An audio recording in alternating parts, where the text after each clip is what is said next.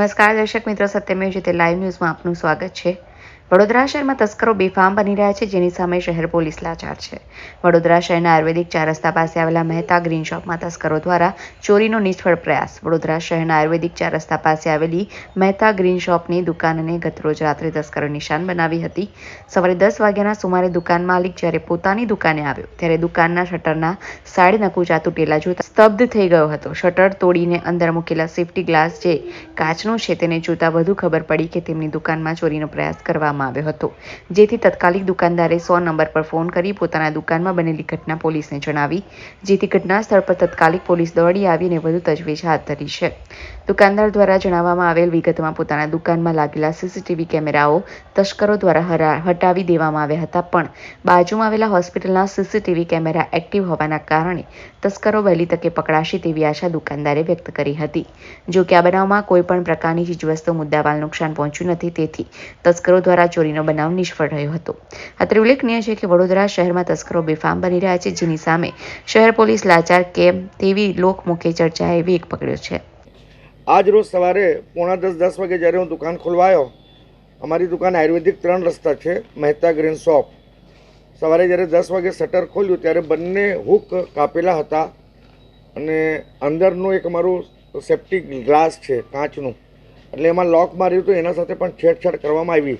ત્યારે એવું લાગ્યું કે ચોરી કરવાનો કોઈ પ્રયત્ન રાત્રે કરવામાં આવેલ છે। ત્યારે તાત્કાલિક ધોરણે 100 નંબરમાં ફોન કરતાં જ 12 થી 15 મિનિટની અંદર કંટ્રોલ રૂમથી 2 ગાડી પોલીસની આવી ગઈ હતી અને પાણીગેટ પોલીસ સ્ટેશનથી પણ અમુક સાહેબો આવી ગયા હતા, જેની તપાસની ચાલુ કરી દીધી છે, એમને તપાસ કરવાની। 3 કેમેરા બહાર લાગેલા છે, 3 કેમેરાના મૂવમેન્ટ ડાયરેક્શન ચેન્જ કરવામાં આવેલ છે તાકી એ લોકો ના આવે, પરંતુ એ લોકોની એન્ટ્રી હતી ને બાજુમાં હોસ્પિટલ છે ત્યાં પણ સીસીટીવી કેમેરા છે। અને સાહેબે અમારા નિવેદન ઉપર આયુર્વેદિકમાં પણ એક કેમેરો લાગેલો છે, આ બાજુ પણ પેટ્રોલ પંપ પાસે એક કેમેરો લાગેલો છે, ત્યાં પણ એ લોકો ઇન્ક્વાયરી કરી રહ્યા છે। અને અમારી ત્યાં જે પણ ફૂટેજ હતી એ સર્વે ફૂટેજ આજ રોજ પોલીસ સ્ટેશનમાં આપવામાં આવેલ છે અને લિખિતમાં આજે એક નિવેદન કરવામાં આવ્યું છે પેટ્રોલિંગ વધારવા માટે, કેમ કે આ લગભગ અમારી રેકોર્ડિંગમાં રાત્રે 12:40 આસપાસ દેખાઈ રહ્યું છે। એમાં વ્યક્તિઓ જેને અંદર આવીને આ કૃત્ય કરવાની કોશિશ કર્યું છે। કોઈ માલ સામાનનું નુકસાન થયું છે કે ના, કોઈ પણ પ્રકારની ચોરી થઈ નથી, ખાલી ચોરીનો પ્રયત્ન કરવામાં આવેલ છે, પણ અંદરનું ગ્લાસ આખું ગ્લાસ છે એટલે એ લોકો ગ્લાસ તોડવાની હિંમત નથી કરી, એટલે કોઈ પણ પ્રકારનું નુકસાન નથી થયું, પરંતુ એક આગાહ છે કે ભવિષ્યમાં દુર્ઘટના ન ઘટે અને કોઈ પણ વેપારીને નુકસાન ન થાય એટલા માટે આજે લિખિત નિવેદન પાણીગેટ પોલીસ સ્ટેશનમાં આપેલ છે। શું નામ આપનું? મારું નામ સમ્રાટ મહેતા।